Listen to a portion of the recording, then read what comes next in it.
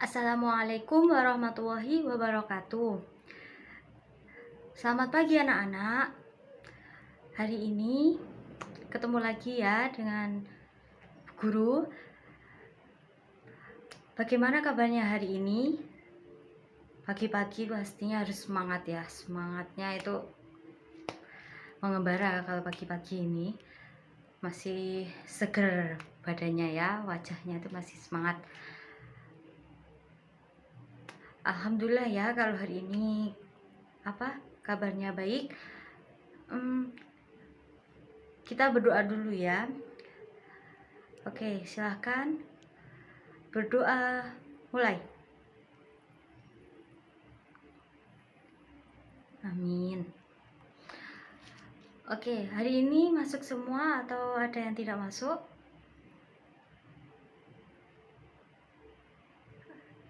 Oh, Siska nggak masuk. Kenapa Siska tidak masuk? Sakit.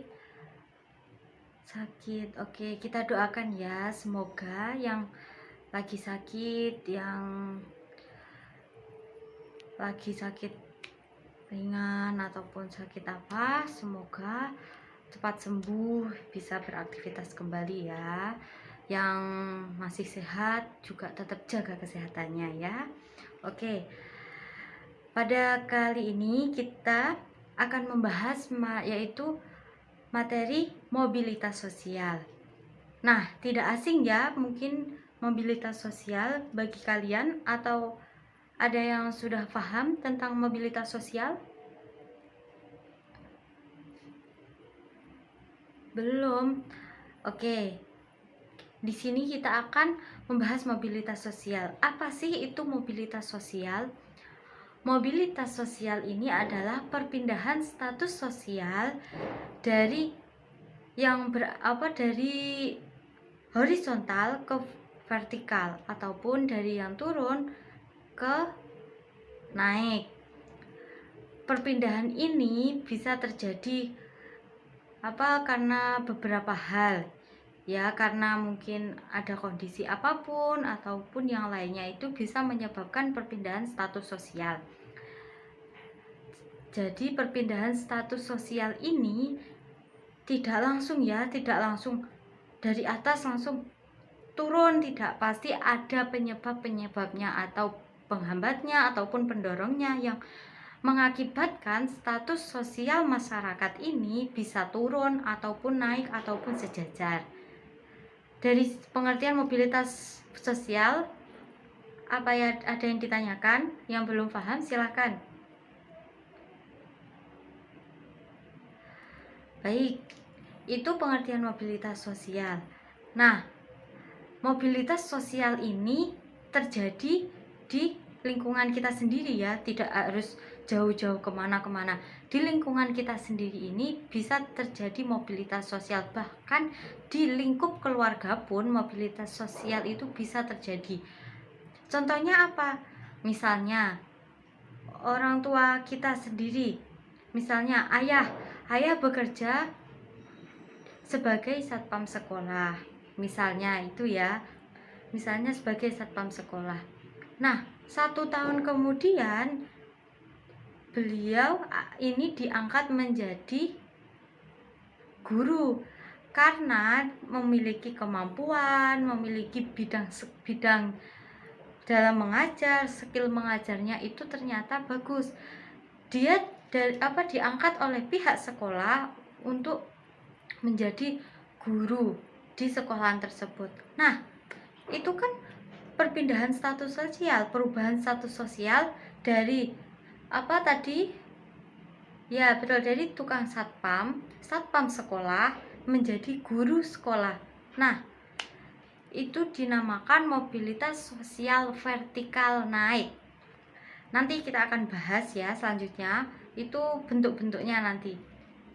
Dari contoh tersebut, apakah paham mengenai contoh mobilitas sosial? Nah, seperti itu contoh mobilitas sosial. Ada yang ditanyakan? Oke, jika tidak ada yang ditanyakan, kita langsung lanjut materi selanjutnya, yaitu bentuk-bentuk mobilitas sosial. Ada yang tahu bentuk-bentuk mobilitas sosial? Iya, Ari silakan. Pintar. Jawabannya tepat sekali. Nah, bentuk-bentuk mobilitas sosial di sini ada dua macam. Yang pertama, mobilitas sosial vertikal, dan yang kedua, mobilitas sosial horizontal. Nah, kita akan bahas satu persatu macam-macam mobilitas sosial. Pertama, mobilitas sosial horizontal. Apa sih itu mobilitas sosial horizontal? Ada yang tahu apa itu mobilitas sosial horizontal? Belum. Oke, Bu Guru akan menjelaskan. Mobilitas sosial horizontal ini adalah perpindahan status sosial yang sejajar. Maksudnya itu tidak ada perubahan. Perubahan status sosialnya itu tidak naik, tidak turun. Bahkan itu sejajar, seimbang jadinya. Contohnya seperti apa, Bu? Nah, contohnya ini, misalnya Bu Guru di sekolah ini mengajar sebagai guru IPS. Nah, 1 tahun kemudian Bu Guru pindah sekolah. Nah, pindah sekolah ini Bu Guru tetap mengajar sebagai guru, dan bidang yang maksudnya mata pelajaran yang Ibu ajar itu tetap IPS, tidak pindah, maksudnya sosiologi sendiri, geografi sendiri, ataupun apa. Jadi tidak ada perpindahan, jadi ya tetap tidak menjadi tidak apa, jadi tetap sejajar. Ya, dari guru pindah ke sekolah tetap menjadi guru, tidak dari guru dia pindah sekolah menjadi kepala sekolah, tidak. Nanti itu ada perubahan sendiri, itu namakan nanti vertikal. Jika dari seorang guru menjadi kepala sekolah, vertikal naik. Jadi sejajar itu.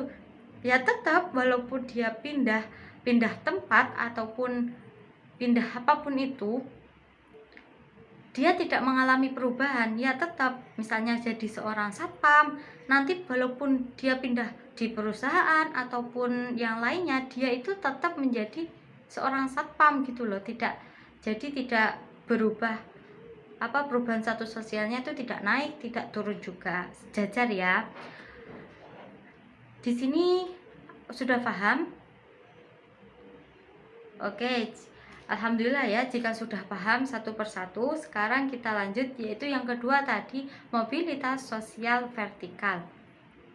Nah, mobilitas sosial vertikal ini kan perubahan status sosial dari naik ke turun ataupun ke naik dan sebaliknya ya. Nah, mobilitas sosial vertikal ini ada dua, mobilitas sosial vertikal naik, mobilitas sosial vertikal turun. Nah, pernah tadi di awal Bu Guru sudah singgung mobilitas sosial vertikal naik. Depan tadi ya, bisa ditulis di buku, di garis bawahi. Mobilitas sosial vertikal ada dua, mobilitas sosial vertikal naik sama mobilitas sosial vertikal turun. Apa itu? Mobilitas sosial vertikal naik ini perubahan status sosial dari bawah ke atas. Nah, contohnya itu ada bisa di sekeliling kita. Misalnya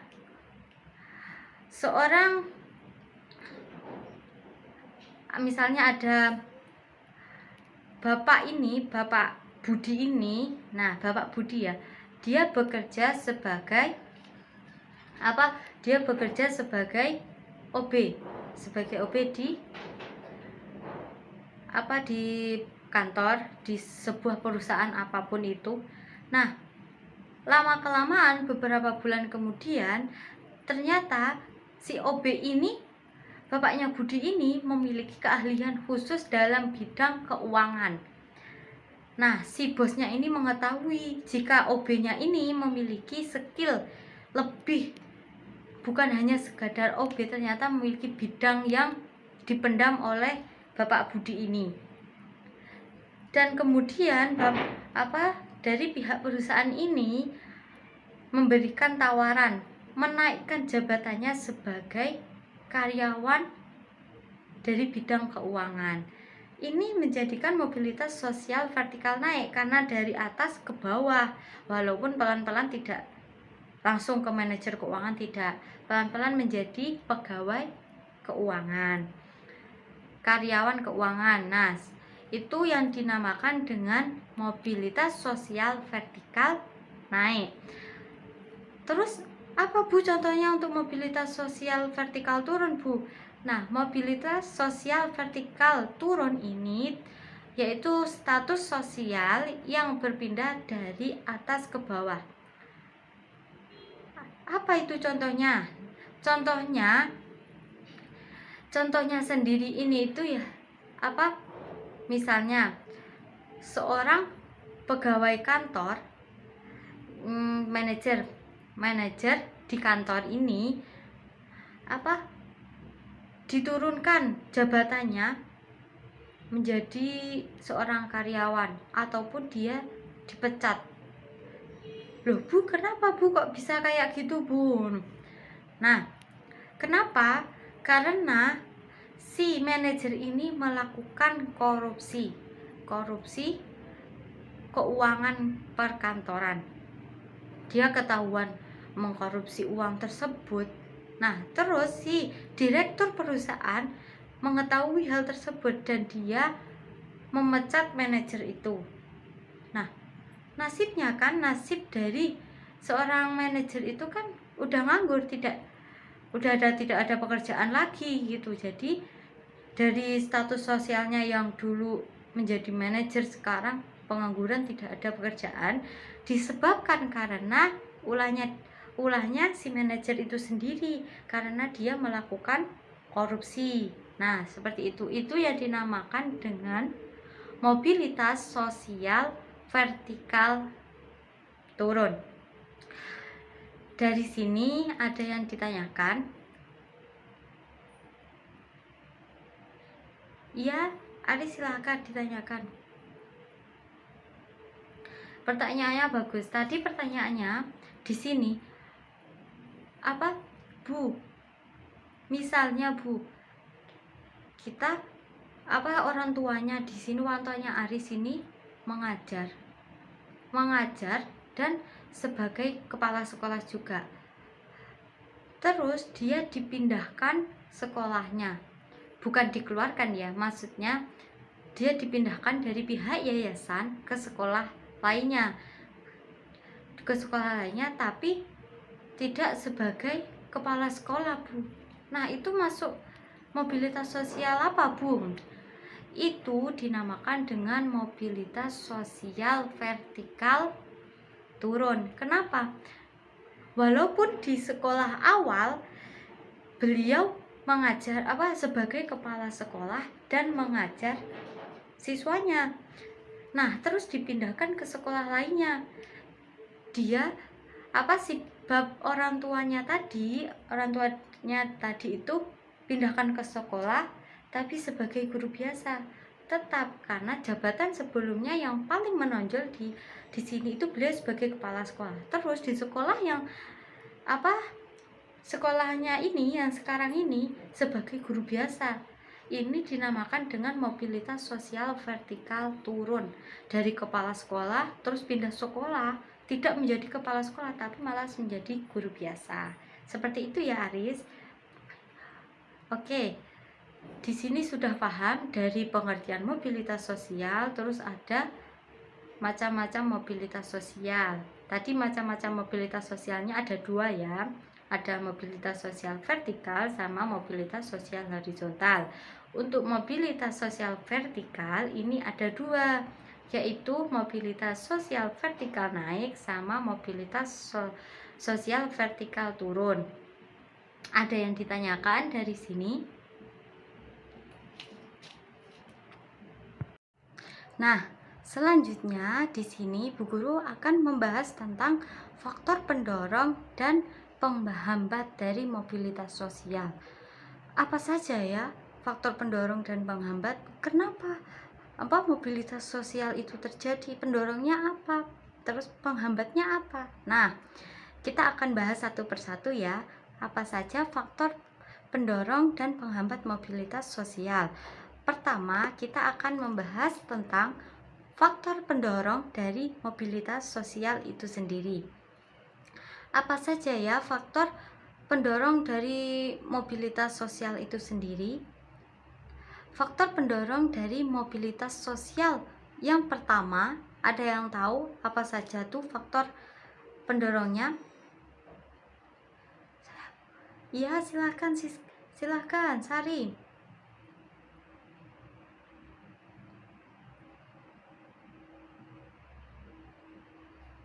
Pintar, bagus itu jawabannya ya. Oke, selanjutnya ada yang tahu apa saja faktor pendorongnya? Silahkan Aris.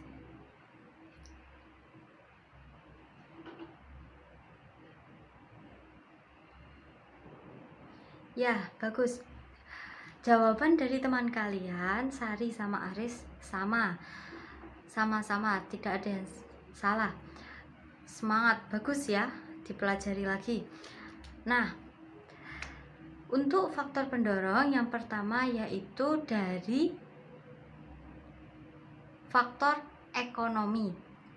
Kenapa Bu kok ekonomi menjadi faktor pendorongnya? Nah, faktor ekonomi menjadi salah satu faktor pendorong dari terjadinya mobilitas sosial. Kenapa faktor ekonomi menjadi salah satu ini? Nah, sekarang kan situasi ekonomi di masyarakat ini lagi cenderung turun ya sekarang kondisinya, yang sekarang karena pandemi ini mengakibatkan pendapatan dari masyarakat ini itu berkurang, tidak sesuai keinginannya. Yang dulu ekonominya lancar, sekarang tuh tiba-tiba turun. Jika cenderung sekarang, misalnya ya, dulu masyarakat, jika situasi ekonomi dalam masyarakat ini cenderung baik, maka mobilitas sosial ini pun bisa terwujud. Karena kan kondisi ekonomi yang baik bisa membuat masyarakat mudah memperoleh modal, melakukan pendidikannya juga baik, terus mendapatkan kesempatan pekerjaan yang lainnya. Nah, jika kondisinya ekonominya buruk ataupun sekarang lagi turun, masyarakat itu akan sulit melakukan tadi pekerjaan atau kesempatan bekerja, pendidikannya itu sekarang kan banyak tuh beberapa siswa ataupun yang lainnya itu tidak bisa melanjutkan sekolahnya karena kondisi ekonomi ataupun yang lainnya. Nah, seperti itu kenapa mobilitas sosial menjadi pendorong, namun bisa menjadi penghambat juga nantinya ya. Terjadinya mobilitas ini mobilitas itu terjadi bisa menjadi penghambat dari terjadinya mobilitas sosial. Nah, itu mobilitas sosial. Paham ya dari faktor pendorong yang pertama tadi ekonomi? Bagus kalau sudah paham. Yang selanjutnya yaitu dari individu. Tadi jawaban dari Sari dan Aris. Ya, individu menjadi salah satu faktor pendorong dari terjadinya mobilitas sosial. Kenapa? Karena di sini faktor individu ini terkait dengan kualitas individu, yang mana dilihat dari segi sikap, pengetahuan, dan keterampilan yang seorang individu ini miliki. Manusia di sini kan dilahirkan dalam status sosial yang berasal dari kedua orang tuanya. Nah, jika seseorang tidak puas dengan status sosial yang diwariskan, ia akan berusaha untuk mencapai status sosial yang lebih tinggi. Terus di sini status sosialnya juga akan berubah nantinya jika sudah mencapai status sosial yang lebih tinggi. Terus bisa juga nanti sebaliknya, jika seseorang mempunyai pendidikan yang rendah dan tidak mempunyai keterampilan apapun, ini bisa memberikan hal yang tidak baik nantinya bagi individu. Jadi untuk mendorong terjadinya mobilitas sosial, individu harus mempunyai kemampuan, mempunyai pendidikan yang baik. Sekarang apalagi pendidikan yang dicari sekarang itu S1, S2. Lulusan SMP, SMA sekarang jarang diterima di sekolahan. Seperti itu ya. Untuk selanjutnya, faktor terakhir yaitu dari faktor struktural. Nah, faktor struktural itu apa, Bu? Tadi jawaban dari Mas Aris ya. Faktor struktural itu apa? Faktor struktural ini terkait dengan kesempatan seseorang untuk menempati sebuah kedudukan serta kemudahan untuk memperolehnya. Sekarang misalnya, kalau di Indonesia ini struktur masyarakatnya kan terbuka, mereka bebas melakukan apapun ya sekarang. Jadi kesempatan kita untuk menempati berbagai jabatan yang tinggi ini, seperti halnya kita ingin jadi direktur, manajer, ataupun yang lainnya, guru, kepala sekolah, itu pun bisa leluasa dalam mencapainya. Karena kan di Indonesia sekarang kan terbuka, jadi bebas mereka melakukan hal apapun itu. Bagaimana anak-anak dari 3 faktor pendorong ini? Ada yang ditanyakan?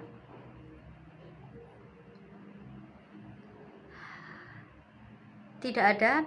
Oke, kalau tidak ada, kita lanjut ke faktor penghambat dari terjadinya mobilitas sosial.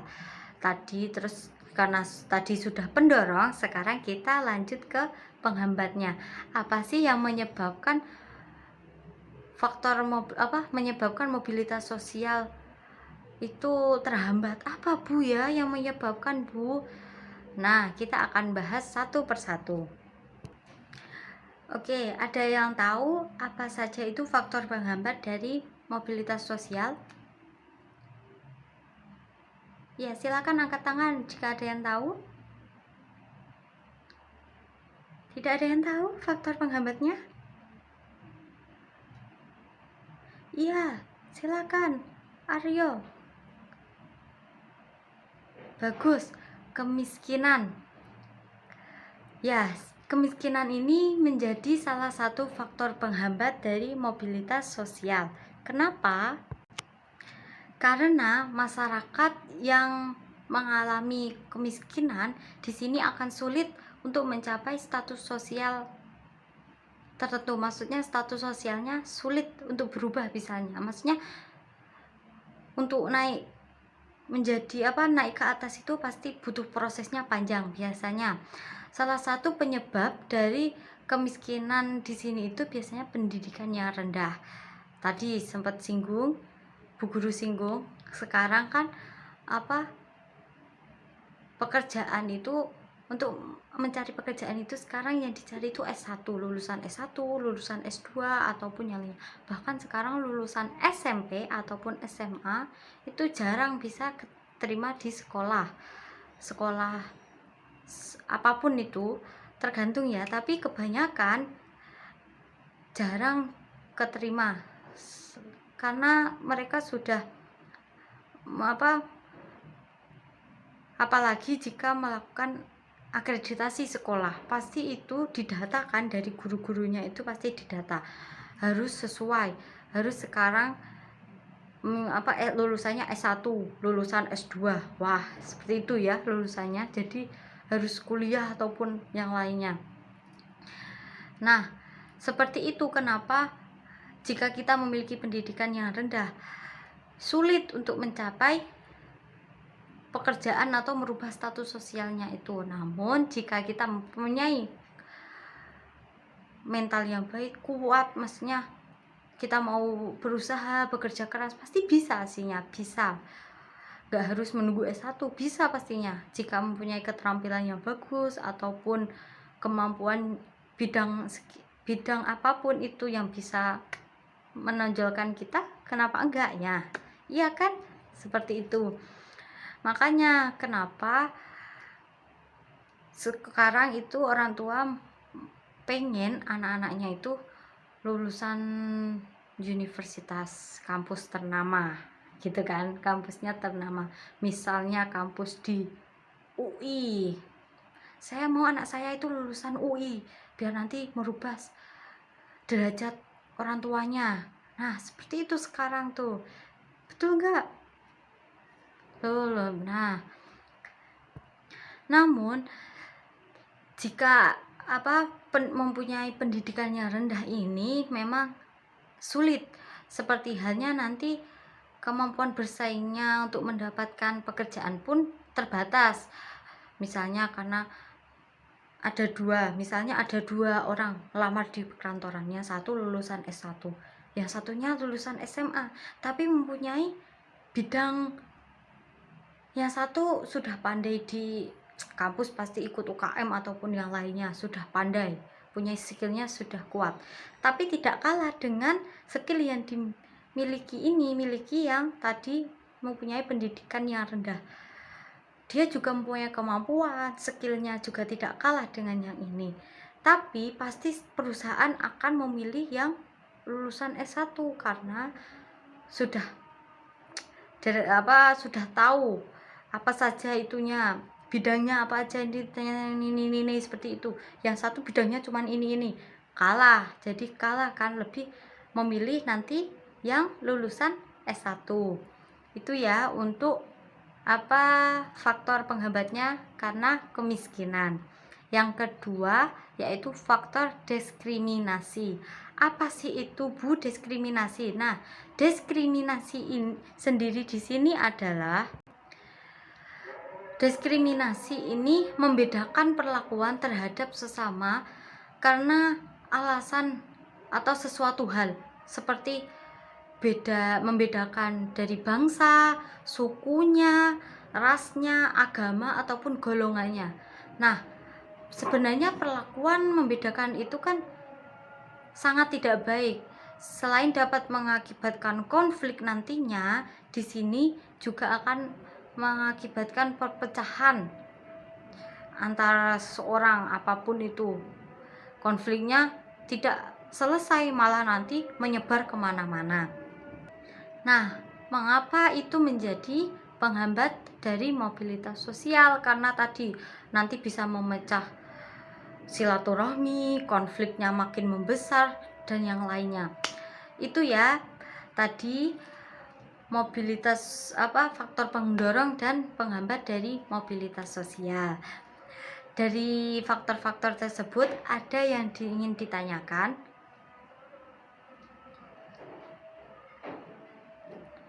Tidak ada? Jika tidak ada, Bu Guru ingin memberikan tugas. Tapi sebelum Bu Guru memberikan tugas, ada yang mau memberikan kesimpulan mengenai tadi materi mobilitas sosial, dari pengertian, dari bentuk-bentuknya, terus ada faktor pendorong sama faktor penghambatnya. Apa saja sih? Ayo silakan perwakilan saja. Iya, ada, silakan.